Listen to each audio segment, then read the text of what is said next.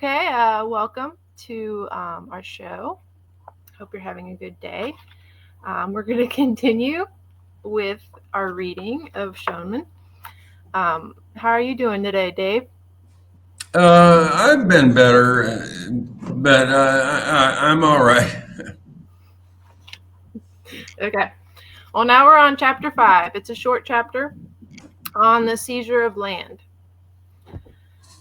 It is appropriate to review the pervasiveness of this murderous policy and its consequences. In the territory which came under Israeli occupation after partition, there were approximately 950,000 Palestinian Arabs. They inhabited nearly 500 villages in all the major cities, which included Tiberias, Safed, Nazarene, Shafamir, Acre, Haifa, Jaffa, Lydda, Ramleh, Jerusalem, Ashkelon, Ashdod, and Beersheba. After less than 6 months, only 138,000 people remained. The great majority of Palestinians were killed, forcibly expelled, or fled in panic before slaughtering bands of Israeli army units. Having thus eliminated most of the Palestinian inhabitants from the land of Palestine, the Israeli government undertook the systematic destruction of their homes and possessions. Nearly 400 villages and towns were razed to the ground during 1948 and 49. More followed in the 50s. Moshe Dayan, former Chief of Staff and Minister of Defense, was uninhibited in his summary of the nature of Zionist colonization before students at the Israeli Institute of Technology. He's quoted as saying, "We came here to a country that was populated by Arabs, and we are building here a Hebrew Jewish state. Instead of Arab villages, Jewish villages were established. You do not even know the names of these villages, and I do not blame you, because these geography books no longer exist. Not only the books, but also the villages do not exist. Nahalal was established in place of Mahulal, Gevet in place of Jibta, Sarid in place of Hanifas, and Kafr Yeshua in place of Tel Shamam. There is not a single settlement that was not established in the place of a former Arab village." The following table was prepared by Israel Shaka, chairperson of the Israeli League for Human and Civil Rights, under the heading Arab Villages Destroyed in Israel. So then here we go. Just a list here, so there was a total of 475 villages, and 385 were completely destroyed.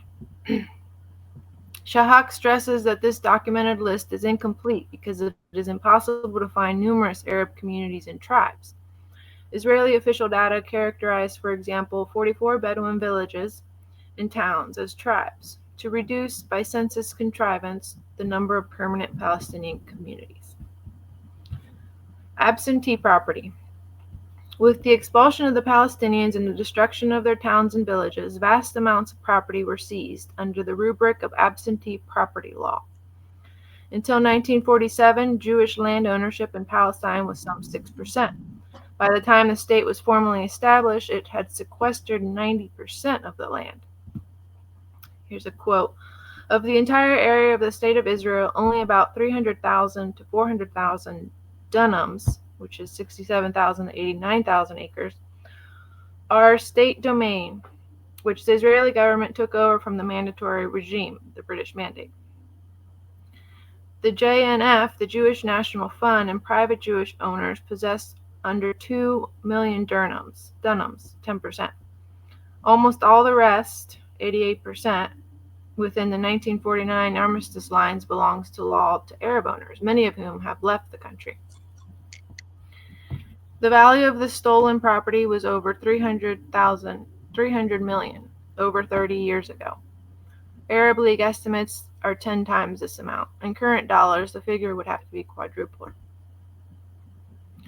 Quote, "The UN Refugee Office estimated the value of Arab abandoned orchards, trees, movable and immovable property in the territory under Israeli jurisdiction was about 120 million pounds sterling, an average of $364 per refugee. The seizure of Palestinian property was indispensable to make Israel a viable state. Between 1948 and 53, 370 Jewish towns and settlements were established. 350 were on absentee property. By 1954, some 35% of Israeli Jews lived on property confiscated from absentees, and some 250,000 new immigrants settled in urban areas from which Palestinians had been expelled. Entire cities had been emptied of Palestinians, such as Jaffa, Accra, Lydda, Ramleh, Bisan, and Mashdal. This plunder embraced 385 towns and villages in their entirety, and large sections of 94 other cities and towns, containing 25% of all buildings in Israel. 10,000 businesses and retail stores were handed over to Jewish settlers. From 48 to 53, the period of greatest immigration, the economic importance to Israel of seized Arab property was decisive. The amount of cultivatable land seized from Palestinians driven from their country by massacre was 2.5 times the total area of land granted to Zionists with the end of the mandate. Virtually all citrus groves of Palestinians were seized, consisting of more than 53,000 acres. By 1951, 1.25 million boxes of citrus from seized Arab groves were in Israeli hands, 10% of the country's hard currency profits from export. By 51, 95% of all Israel's olive groves came from seized Palestinian land. Olive produce from stolen Palestinian groves represented Israel's third largest export after citrus and diamonds. 1/3 of all stone production came from 52 seized Palestinian quarries. Zionist mythology includes the claim that Zionist industry, dedication, and skill transformed an otherwise barren desert land, neglected by its primitive nomadic Arab custodians, into a garden, making the desert bloom. How many times have we heard of that? Yeah. Palestinian orchards, industry, rolling stock, factories, houses, and possessions were pillaged after slaughter and conquest. The ship of state, a vessel of pirates, its proper flag a skull and crossbones. Well, I missed it. I was just saying that. They actually flew the skull and crossbones. I didn't get that part. No, that they should have. But that's what they did. They really. Oh, okay. Yeah. Judaizing the land. The Yeah, okay. It's obvious. Yeah. Jewish National Fund secured its first land in 1905. Its objectives were defined as the acquisition of land for the purpose of settling Jews on such lands. In May 1954, the Keren Kayameth Israel, Perpetual Fund for Israel, was incorporated in Israel and acquired all the assets of the Jewish National Fund.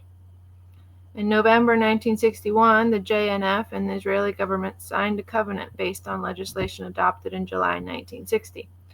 It established the Israel Lands Administration. A uniform policy was legally enforced on the 93% of the land in Israel under the aegis of the state, which was bound by the policies of Keren Kamith Le Israel and the JNF.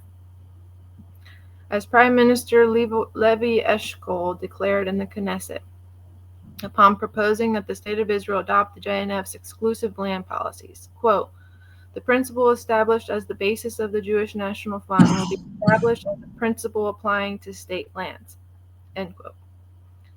The Jewish National Fund is explicit on this point. It declared in its report number 6, quote, "Following an agreement between the government of Israel and the JNF, the Knesset in 1960 enacted the Basic Law, Israel Lands, which gives legal effect to the ancient tradition of ownership of the land in perpetuity by the Jewish people, the principle on which the JNF was founded. The same law extends that principle to the bulk of Israel's state domains. Any relationship to this land was governed by the following conditions spelled out in all leases pertaining to property. Quote, "The leasee must be Jewish and must agree to execute all works connected with the cultivation of the holding only with Jewish labor." End quote. The consequence is that land cannot be leased to a non-Jew, nor can the lease be subleased, sold, mortgaged, given, or bequeathed to a non-Jew. Non-Jews cannot be employed on the land nor in any work connected with cultivation. If these conditions are violated, both fines and abrogation of the lease without any compensation ensue. What is particularly instructive is that these regulations are enforced not just by the JNF but by the state under its laws. They apply to JNF and all state lands, which consist overwhelmingly of absentee property. Non-Jews need not apply. In Israel, these state lands are categorized as national land. It means Jewish, not Israeli land. Employment of non-Jews is treated as illegal and an infraction of law. Because of a shortage of Jewish farm workers, and since Palestinians are paid a fraction of the wages allowed Jewish workers, some Jewish farmers employ Arabs. This practice is illegal. In 1974, the Minister of Agriculture denounced the practice as a cancer. Settlements which sublease some land and sharecropping arrangements with Arabs are denounced. The spread of the practice, given the super profits derived from cheap Palestinian labor, has been labeled a plague by the Minister of Agriculture. The Settlement Department of the Jewish Agency has warned that such practices violate the law, the regulations of the Jewish Agency, and of the covenant between the Israeli state and the JNF. The employment of non-Jews has been punished by fines and a donation to a special fund. Israel Shahak has described this process as a disgusting mixture of racial discrimination and financial corruption. What all this reveals, however, is that the state of Israel employs all normal usage in a racist sense. The people means only Jews. An immigrant or a settler can only be a Jew. A settlement means a settlement of Jews alone. National land means Jewish land, not Israeli land.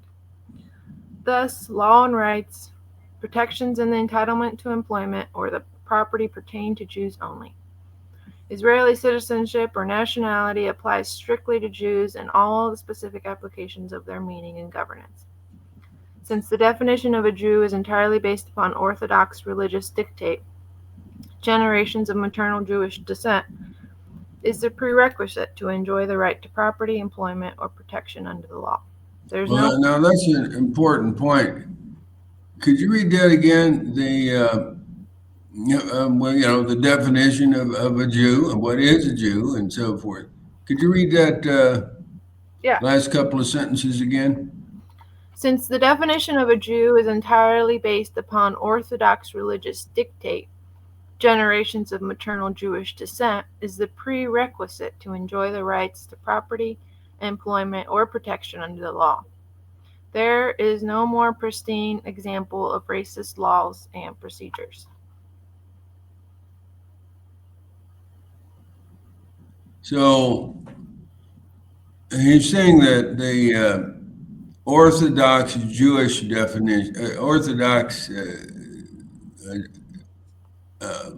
definition, it relates to maternal continuity and so forth. Is that the Zionist definition or just the Orthodox Jewish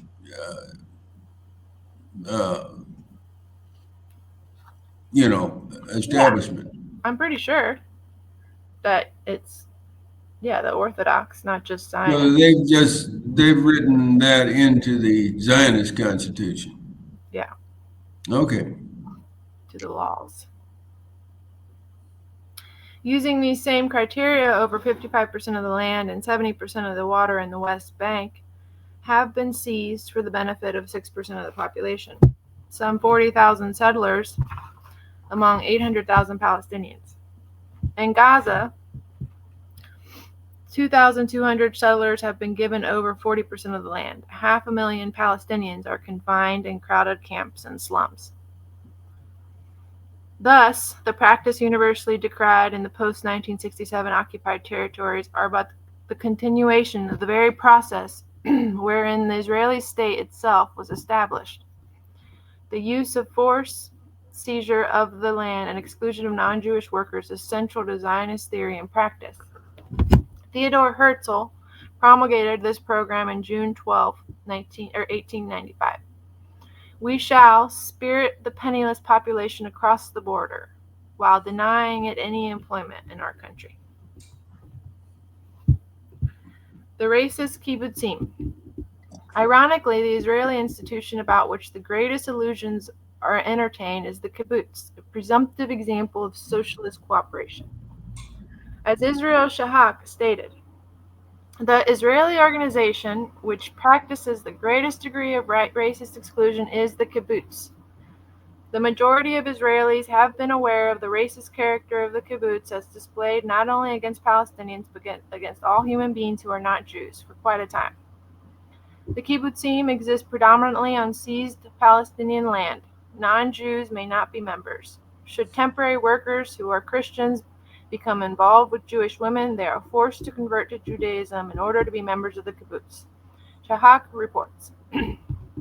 Christian candidates for kibbutz membership through conversion have to promise to spit in the future when passing before a church or a cross. What? You see that a lot. Give me that one more time. Christian candidates for kibbutz membership through conversion have to promise to spit in the future when passing before a church or a cross. Oh man, you talk about some primitive people here. Okay. You see that I've seen a lot of videos where Christians are in Jerusalem or whatever, and the cops tell them, don't go to the Jewish quarter, just don't go over there. And of course some Christians do, and they're just like little Jewish kids are just like spitting at them and throwing rocks at them. Oh man. Well, and it's even the older people too. It's not just the kids. Yeah. But yeah, that's kind of a shock. You just get spit at by some. Well, these Christian Zionists apparently there are 800. How many? 80 million Christian Zionists in the United States. They calculate. Well, if they get wind of some of these things that are quite shocking. Well, anyway, continue, I guess. Yeah. Today, some 93% of the land in what is called the State of Israel is controlled by the Israel Lands Administration under the guidelines of the Jewish National Fund. In order to be entitled to live on land, to lease land, or to work on land, one must prove at least 4 generations of maternal Jewish descent. If in the United States, in order to live on land, lease it, rent it, or work it in any way, you had to prove that you do not have at least 4 generations of maternal Jewish descent, who would doubt the racist nature of such legislation? That's the end of the chapter. Yeah, that's a good point.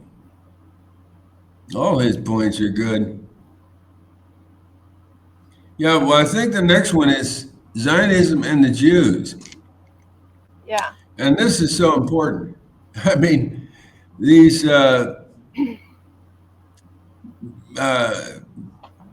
anti-Semitic, let's just use that word, people who are on our side as to criticizing Israel, but they just can't get through their skulls that it's not the Jews. It's some of the Jews. It's the bourgeois Jews that founded Zionism as an alternative to the massive Jewish people who were working class in Europe for the same reason that the Christian ruling class tries to control their proletarian people. And it's a class issue, okay? And the fact that many Jews, especially in Israel and actually around the world, have bought into the Zionist project we've got thousands and tens of thousands of exceptions to that. And so just as you have a diversity within the Christian community, whatever that might be, you have the same in the Jewish community. And to lump everything together, you've really missed the point and actually are serving the Zionist cause because they want to say that they represent all of the Jews in the world.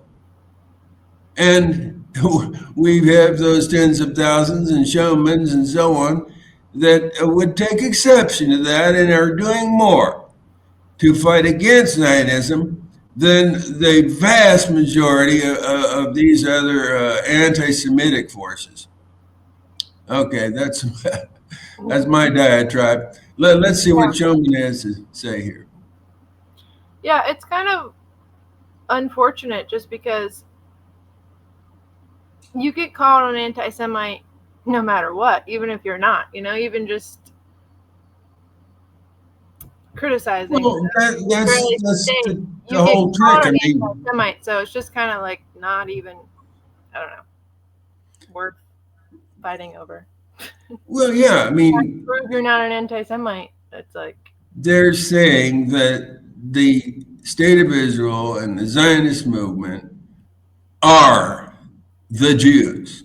Okay, so if you criticize those entities, you're by their definition.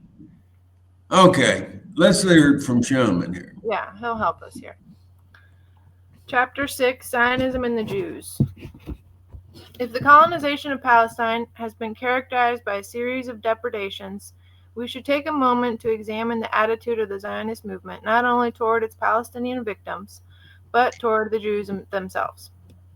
Herzl himself wrote of the Jews in the following fashion, quote, I achieved a freer attitude toward anti-Semitism, which I now began to understand historically and to pardon. Above all, I recognized the emptiness and futility of trying to combat anti-Semitism. The youth organization of the Zionists, Hashomer Hatzair, published the following. A Jew is a caricature of a normal, natural human being, both physically and spiritually. As an individual in society, he revolts and throws off the harness of social obligations, knows no order nor discipline. The Jewish... That's Herzl? Yeah. Okay. Well, no, that's Hashomer Hatzair, which is a youth organization. They published that. So they're reinforcing the anti-Jewish stereotypes. Yeah, well, as we said, that's always been their ploy to get people to immigrate to Israel, right? Like, enforce the anti-Semitism. Yeah. Actually works for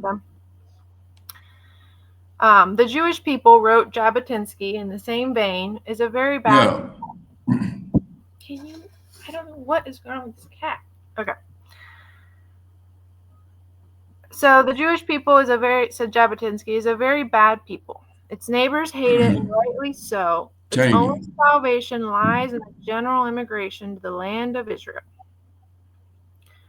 The founders of Zionism despaired of combating anti-Semitism and paradoxically regarded anti-Semites themselves as allies because of a shared desire to remove the Jews from the countries in which they lived. Step by step, they assimilated the values of the Jew hatred and anti-Semitism. As the Zionist movement came to regard the anti-Semites themselves as their most reliable sponsors and protectors. Theodor Herzl approached none other than Count von Plehve, the author of the worst pogroms in Russia, the pogroms of Kishinev, with the following proposition. Help me to reach the land of Palestine sooner, and revolt against Tsarist rule will end. Von Plehve agreed, and he undertook to finance the Zionist movement. He was later to complain to Herzl. The Jews have been joining the revolutionary parties. We were sympathetic to your Zionist movement as long as it worked toward immigration. You don't have to justify the movement to me. You are preaching to a convert. Herzl and Weizmann offered to help guarantee Tsarist interests in Palestine and to rid Eastern Europe and Russia of those noxious and subversive anarcho-Bolshevik Jews. Well, there you get to the nut of it all. It was a counter-revolutionary movement supported by the worst, of course, imperialists and anti-Semites in the world. And this was, fortified by the Zionist portrayal of the Jews themselves and so on. Yeah, it's a class issue. If you don't understand class, people out there, you don't understand anything about the modern world. Nothing. So you talk about the Jews, or you talk about the Muslims as an entity, or the Christians as an entity, or the Jews as an entity. You don't know anything. Nothing. You don't know what Zionism's all about. As we have noted, the same appeal was made by the Zionists to the Sultan of Turkey, the Kaiser in Germany, to French imperialism, and to the British Raj. Zionism and fascism. The history of Zionism, largely suppressed, is sordid. Mussolini set up squadrons of the revisionist Zionist youth movement, Betar, in black shirts, in emulation of his own fascist bands.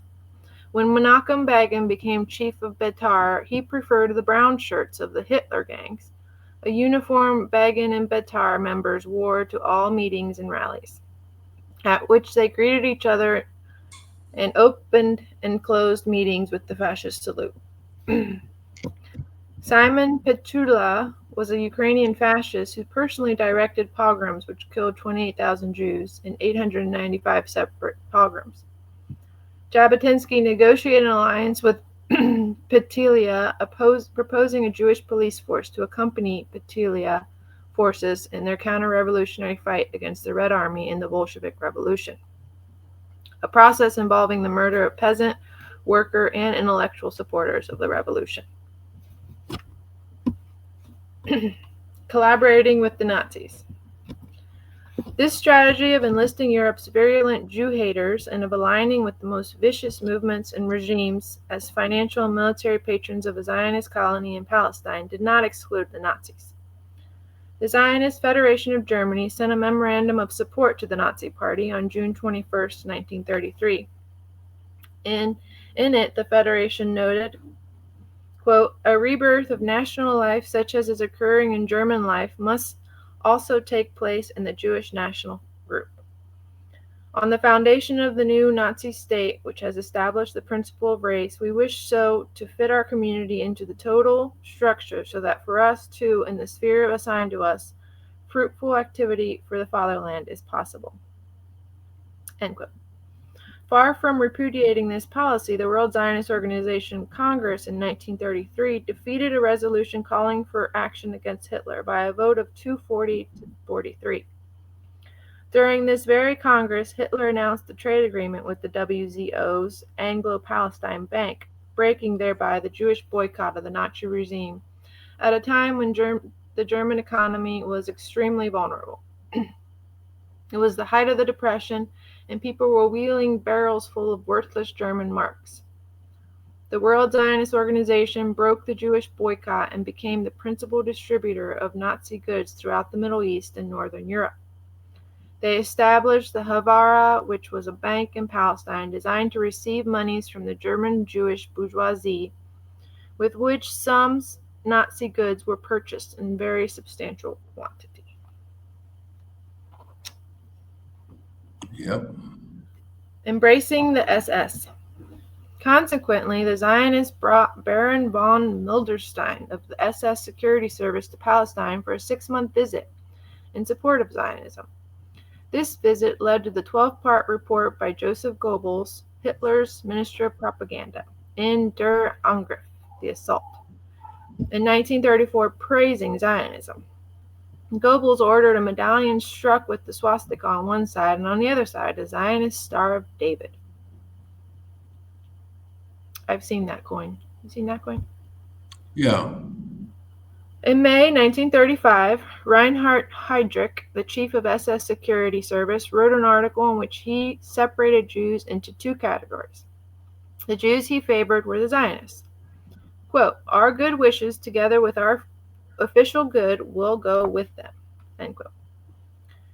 In 1937, the Labor Socialist Zionist militia, the Haganah, founded by Jabotinsky, sent an agent to Berlin offering to spy for the SS Security Service in exchange for the release of Jewish wealth for Zionist colonization. Adolf Eichmann was invited to Palestine as the guest of the Haganah. Feivel Polks informed Eichmann, quote, "Jewish nationalist circles were very pleased with the radical German policy, since the strength of the Jewish population in Palestine would be so far increased, thereby that in the foreseeable future the Jews could reckon upon numerical superiority over the Arabs." End quote.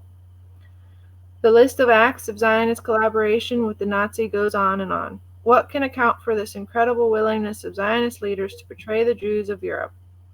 The entire rationale for the State of Israel offered by its apologists has been that it was intended to be the refuge of Jews facing persecution.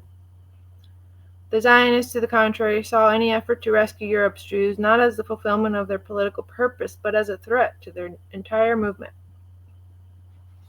If Europe's Jews were saved, they would wish to go elsewhere, and the rescue operation would have nothing to do with the Zionist project of conquering Palestine.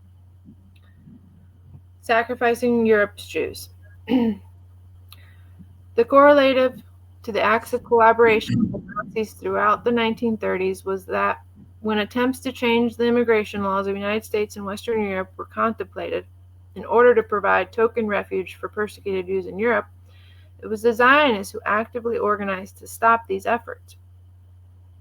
Ben-Gurion informed a meeting of labor Zionists in Great Britain in 1938. "If I knew that it would be possible to save all the children in Germany by bringing them over to England, and only half of them by transport to Eretz Israel, then I opt for the second alternative." This obsession with colonizing Palestine, overwhelming the Arabs, led the Zionist movement to oppose any rescue of the Jews facing extermination, because the ability to deflect select manpower to Palestine would be impeded. From 1933 to 1935, the WTO turned down 2/3 of all the German Jews who applied for immigration certificates. Beryl Hatzel. The Jewish National Fund or denied the. Give me that again, please. Yeah, the WZO, the World Zionist Organization. They denied the. Who denied the? The World Zionist Organization. Yeah. They refused. They turned down 2/3 of all German Jews who applied for immigration. Did you hear me? They turned down on a class basis. Yeah, I heard you. They turned them down on a class basis. Of course. They say in other places that they don't want penniless. They don't want penniless Jews. Something like that. Go ahead. Yeah, or older Jews. They didn't want, they wanted a nice young Zionist.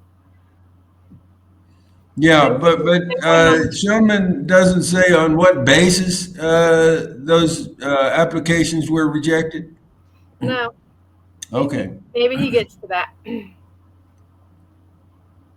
Oh, well, here we go, I think. Beryl Hatzelson, editor of the Labor Zionist Davar, described the cruel criteria of Zionism. German Jews were too old to bear children in Palestine, lacked trades for building a Zionist colony, didn't speak Hebrew, and weren't Zionists. In place of these Jews facing extermination, the WZO brought to Palestine 6,000 trained young Zionists from the United States, Britain, and other safe countries. Worse than this, the WZO not merely failed to seek any alternative for the Jews facing the Holocaust, the Zionist leadership opposed belligerently all efforts to find refuge for fleeing Jews.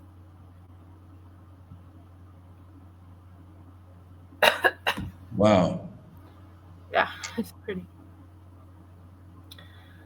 As late as 1943, while the Jews of Europe were being exterminated in their millions, the U.S. Congress proposed to set up a commission to study the problem. They're always so good at that, right? Just get the commission. Let's get a commission going. Yeah.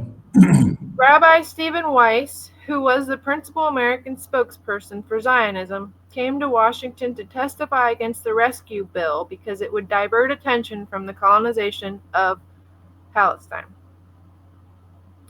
This is the same Rabbi Weiss who, in 1938, in his capacity as leader of the American Jewish Congress, wrote a letter in which he opposed any change in U.S. immigration laws which would enable Jews to find refuge. He stated, "It may interest you to know that some weeks ago, the representatives of all the leading Jewish organizations met in conference. It was decided that no Jewish organization would, at this time, sponsor a bill which would in any way alter the immigration laws." Fighting asylum. The entire Zionist establishment made its position unmistakable in its response to a motion by 227 British members of Parliament, calling on the government to provide asylum in British territories for persecuted Jews. The meager undertaking which was prepared was as follows. His Majesty's government issued some hundreds of Mauritians and other immigration permits in favor of threatened Jewish families. But even this token measure was opposed by the Zionist leaders. At a parliamentary meeting on January 27, 1943, when the next steps were being pursued by over 100 members of parliament, a spokesperson for the Zionists announced that they opposed this motion because it did not contain preparations for the colonization of Palestine. This was a consistent stance. Chaim Weizmann, the Zionist leader who had arranged the Balfour Declaration and was to become the first president of Israel, made this Zionist policy very explicit. Quote, "The hopes of Europe's 6 million Jews are centered on immigration. I was asked, can you bring 6 million Jews to Palestine? I replied, no. From the depth of the tragedy, I want to save young people for Palestine. The old ones will pass. They will bear their fate or they will not. They are dust, economic and moral dust, in a cruel world. Only the branch of the young shall survive. They have to accept it." Jeez. Yitzhak Grunbaum, the chairperson of the committee set up by the Zionists nominally to investigate the conditions of European Jews, said, "When they come to us with two plans, the rescue of the masses of Jews in Europe or the redemption of the land, I vote without a second thought for the redemption of the land. The more said about the slaughter of our people, the greater the minimization of our efforts to strengthen and promote the Hebraization of the land.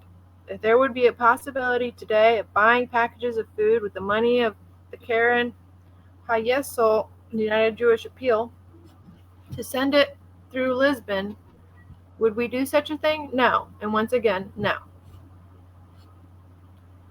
Betraying the resistance. In July 1944, the Slovakian Jewish leader Rabbi Dov Michael Weissmandl, in a letter to Zionist officials charged with these rescue organizations, proposed a series of measures to save the Jews scheduled for liquidation at Auschwitz. "We offered exact mappings of the railways and urged the bombing of the tracks on which the Hungarian Jews were being transported to the crematoria. We appealed for the bombing of the furnaces at Auschwitz, for the parachuting of ammunition to 80,000 prisoners, for the parachuting of saboteurs to blow up means of annihilation, and thus end the cremation of 13,000 Jews every day. Should the Allies refuse the organized and public demands by the rescue organization, Weissmandl proposed that the Zionists, who had funds and organization, obtain airplanes, recruit Jewish volunteers, and carry out the sabotage. Weissmandl was not alone. Throughout the late 30s and 40s, Jewish spokespersons in Europe cried out for help, for public campaigns, for organized resistance, for demonstrations to force the hand of Allied governments, only to be met not merely by Zionist silence, but by active Zionist sabotage of the meager efforts which were proposed or prepared in Great Britain and the United States. Here is the cry de coeur of Rabbi Weissmandl. Writing to the Zionists in July 1944, he asked incredulously, "Why have you done nothing until now? Who is guilty of this frightful negligence? Are you not guilty, our Jewish brothers? You who have the greatest good fortune in the world, liberty? We send you," Rabbi Weissmandl wrote again, "this special message to inform you that yesterday the Germans began deportation of Jews from Hungary. Deported ones go to Auschwitz to be put to death by cyanide gas. This is the schedule of Auschwitz from yesterday to the end. 12,000 Jews, men, women, and children, old, infants, healthy, and sick ones, are to be suffocated daily. And you, our brothers in Palestine and all the countries of freedom, and you, ministers of the kingdoms, how do you keep silent in the face of this great murder? Silent while thousands upon thousands, reaching now to 6 million Jews, are murdered. And silent now while tens of thousands are still being murdered and waiting to be murdered. Their destroyed hearts cry out to you for help as they bewail your cruelty. Brutal you are, and murderers, too, you are, because of the cold-bloodedness of the silence in which you watch, because you sit with folded arms and do nothing, although you could stop or delay the murder of Jews at this very hour. You, our brothers, sons of Israel, are you insane? Don't you know the hell around us? For whom are you saving your money? Murderers, madmen. Who is it that gives charity? You who toss a few pennies from your safe houses, or we who give our blood in the depths of hell?" End quote. No Zionist leader supported his request, nor did the Western capitalist regimes bomb a single concentration camp. Wow. Is that the end of that chapter? No.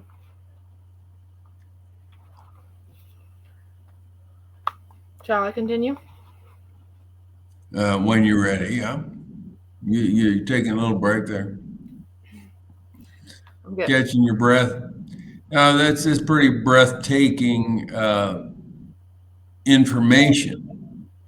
And if you don't start with information, you start with your prejudices. Now, your religious or national identities in place of the facts.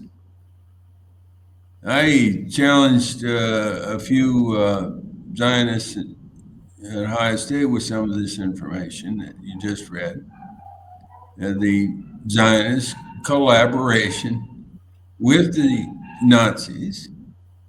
You should have seen they just got red in the face or white in the face and just tried to spit on me, not literally, but with their saliva. Yeah. Saying it was nonsense. They were outraged. Okay. Well, okay. When the outrage dies down, look at the fucking facts for yourself. Mm-hmm. Yeah, I mean, just this rabbi I was just reading. What's that one? I mean, just what he was saying, like, what? Well, you're letting us die. Why aren't you doing anything? I mean, just. Well, yeah, and the Zionists were fairly frank about it. We would, and denying, 2/3 of the applications to Israel, even, and sabotaging the boycott, and doing everything that they to serve their Nazi allies. Okay, this is treason to the Jewish people. So it's about class, people. Class is in session, and I'm telling you, it's about class. Everything. everything. And if you can't go there, you just want to talk about religion and nation and all that. Marx said the proletariat of the world has no nation. Okay, they have no nation. You don't have a nation. That and $2.50 to get you a fucking cup of coffee. It's about the class struggle. I'm repeating myself, I guess. Go ahead, Elsie. Okay, yeah, well, we're going to continue with this treason. A pact against Hungarian Jews. The culmination of Zionist betrayal was the sacrifice of Hungary's Jews in a series of agreements between the Zionist movement and Nazi Germany, which first became known in 1953. Dr. Rudolf Kastner of the Jewish Agency Rescue Committee in Budapest signed a secret pact with Adolf Eichmann to settle the Jewish question in Hungary. This took place in 1944. The pact sealed the fate of 800,000 Jews. It was to be revealed later that Kastner was under the direction of the Zionist leaders abroad when he made his agreement with Eichmann. The agreement entailed the saving of 600 prominent Jews on the condition that silence was maintained about the fate of Hungarian Jewry. When a survivor, Malachi Greenwald, exposed the pact and denounced Kastner as a Nazi collaborator whose deeds in Budapest cost the lives of hundreds of thousands of Jews, Greenwald was sued by the Israeli government, whose leaders had drawn up the terms of the Kastner Pact. The Israeli court came to the following conclusion. The sacrifice of the majority of the Jews in order to rescue the prominents was the basic element in the agreement between Kastner and the Nazis. This agreement fixed the division of the nation into two unequal camps. A small fragment of prominents, whom the Nazis promised Kastner to save on the one hand, and the great majority of Hungarian Jews, who the Nazis designated for death on the other hand. The court declared that the imperative condition of this pact was that neither Kastner nor the Zionist leaders would interfere in the action of the Nazis against the Jews. These leaders undertook not only to eschew interference, but they agreed they would not, in the words of the Israeli court, hamper them in the extermination. Collaboration between the Jewish Agency Rescue Committee and the exterminators of the Jews was solidified in Budapest and Vienna. Kastner's duties were part and parcel of the SS. In addition to this extermination department and looting department, the Nazi SS opened a rescue department headed by Kastner. Saving Nazis, not Jews. It is not surprising that it was to be revealed that Kastner intervened to save SS General Kurt Beecher from being tried for war crimes. Beecher was one of the leading negotiators with Nazis and Zionists in 1944. He was also an SS major in Poland, a member of the death camps that worked around the clock killing Jews. Beecher distinguished himself as a Jew slaughterer in Poland and Russia. He was appointed commissar of all Nazi concentration camps by Heinrich Himmler. What happened to him? He became president of many corporations and headed up the sale of wheat to Israel. His corporation, the Cologne Handel Heischhofer, did extensive business with the Israeli government. Let me take a pause here. My neighbor keeps calling me. A military pact with Nazism.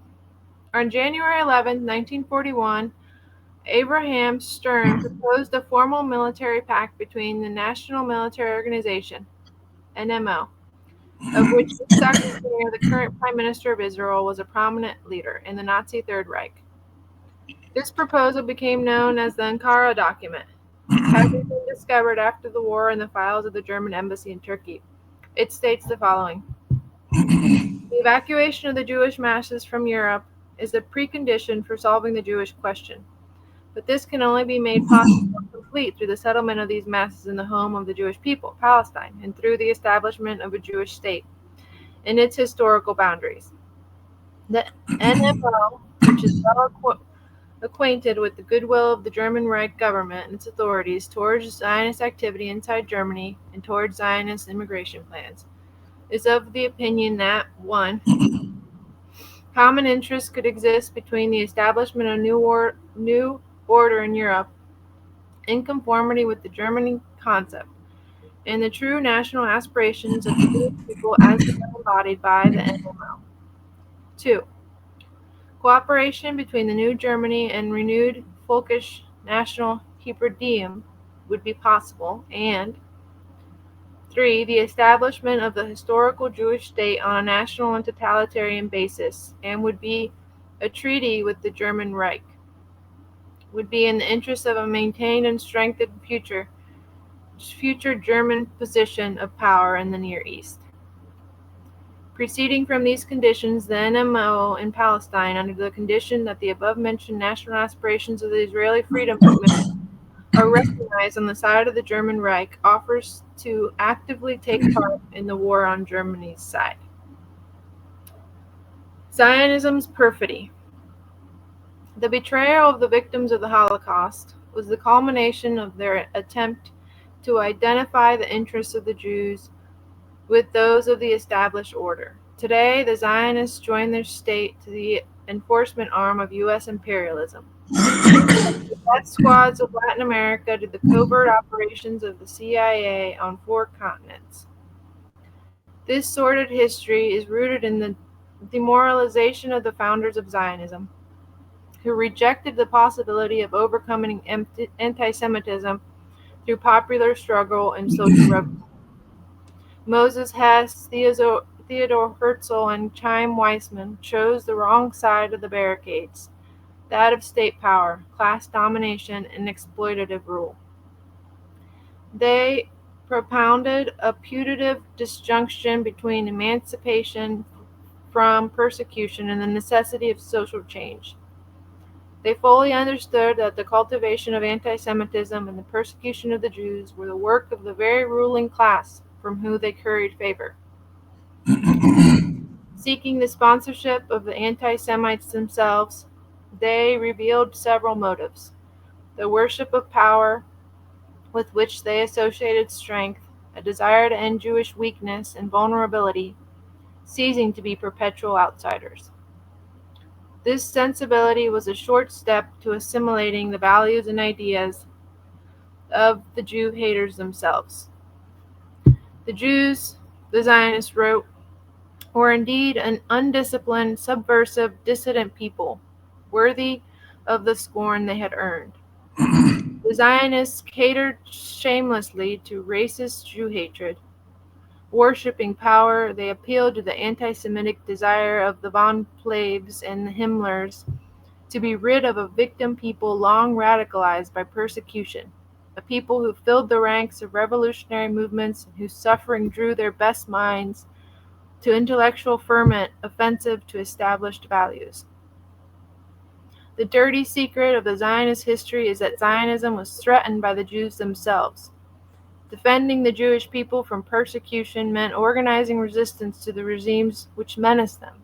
But these regimes embodied the imperial order, which comprised the only social force willing or able to impose a settler colony on the Palestinian people.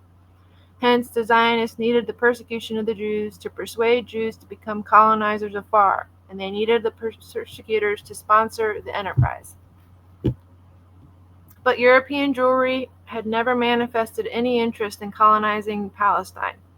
Zionism remained a fringe movement among the Jews, who aspired to live in the countries of their birth, free of discrimination, or to escape persecution by emigrating to bourgeoisie democracies perceived as more tolerant. Zionism, therefore, could never answer the needs or aspirations of the Jews. The moment of truth came when persecution gave way to physical extermination. Put to the ultimate and sole test of their real relationship to Jewish survival, the Zionists did not merely fail to lead resistance or defend the Jews.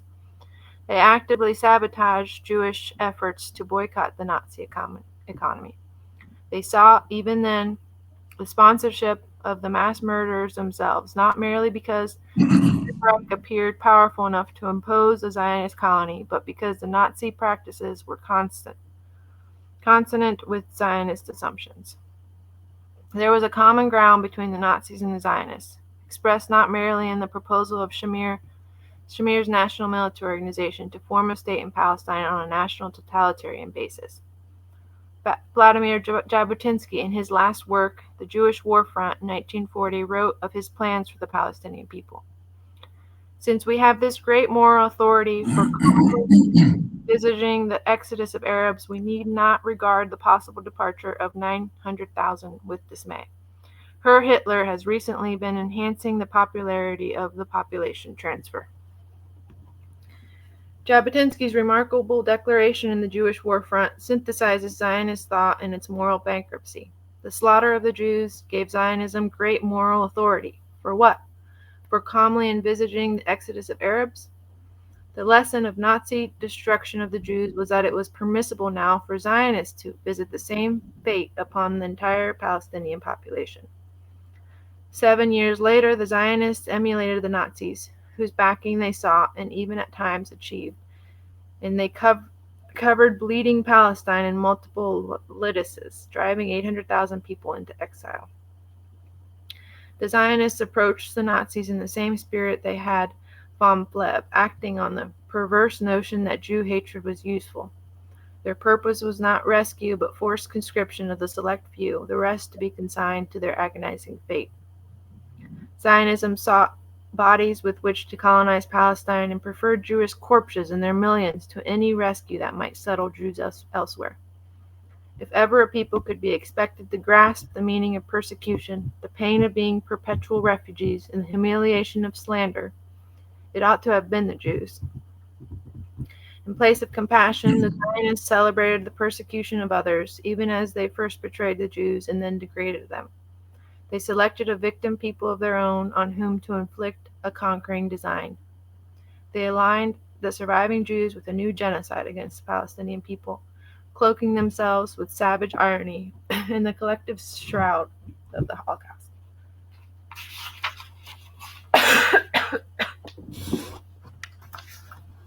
Well, I really can't add much to that, but I say again, look at the facts, okay? Not the facts of, I don't know, Moses came down from the mountain with tablets, okay? If you want to, if you get comfort from some of those children's stories, whether they be from the Muslim side or the Jewish side or the Christian side, if you get comfort from those child stories, those myths, okay, I'm not going to criticize that. But if that's the basis upon which you see the modern world, you're out to lunch. You don't have a clue. Okay. The world is about class. That is, everything around you is built by the working class, every bit of it. Okay. And you have a parasitical capitalist class sitting on top of that, and they will all collaborate. It's not about, your brothers in religion. In the Islamic world now, many people are concerned about Palestine and Gaza and so forth. And they say, well, our Muslim brothers in Jordan or in Saudi or the Gulf states or so on, they're not doing anything for their brothers. Well, you're not brothers, okay? It's class.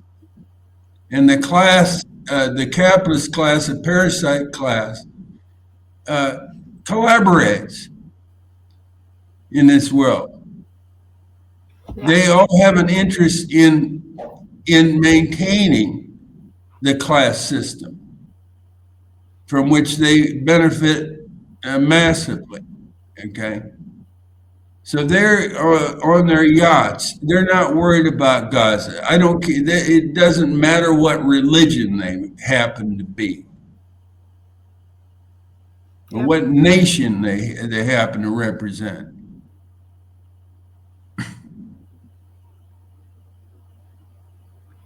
Yeah, that's a good way to. That's about all I'm afraid I'm going to start repeating. No, that's a good way to But talk no, about that. Schoenman, if you don't get it, anybody, read it again or listen to the else again and listen to it 3 times until you get it. I mean, these people at UN's review, I could be more specific. Wyatt, no, he insists it's the Jews, not the Zionists, and anybody that says trying to say it's just the Zionists, they're gatekeepers because it's the Jews and their horrible religion, and they're Torah and so forth. And not even about that. Nobody believes that crap anyway. Even some of the Orthodox do, I guess. But in the modern world, these fairy tales just basically have no place, or they don't have any explanatory, uh, potential. It's just diversion, distraction. But they don't want to go to what I'm talking about and what Schoenman talks about, which is the worldwide proletarian revolution and the establishment of a rational and socialist uh, community on this world. They don't want to go there. They can't go there. They say, well, that's bad. That's tyranny. Okay, so they go back the other way and they join hips with the Zionist himself by saying that the Zionists represent all the Jews and so forth. Exactly music to the ears of the Zionists. And ironically, if you like, they're singing from the same sheet of music.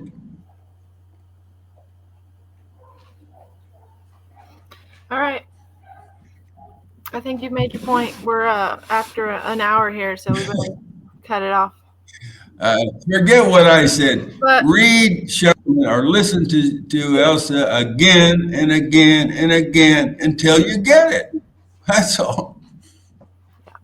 and share with your friends so they know, and like and comment. So Okay, Elsa. thank We'll you for see joining you. us. Talk to you soon.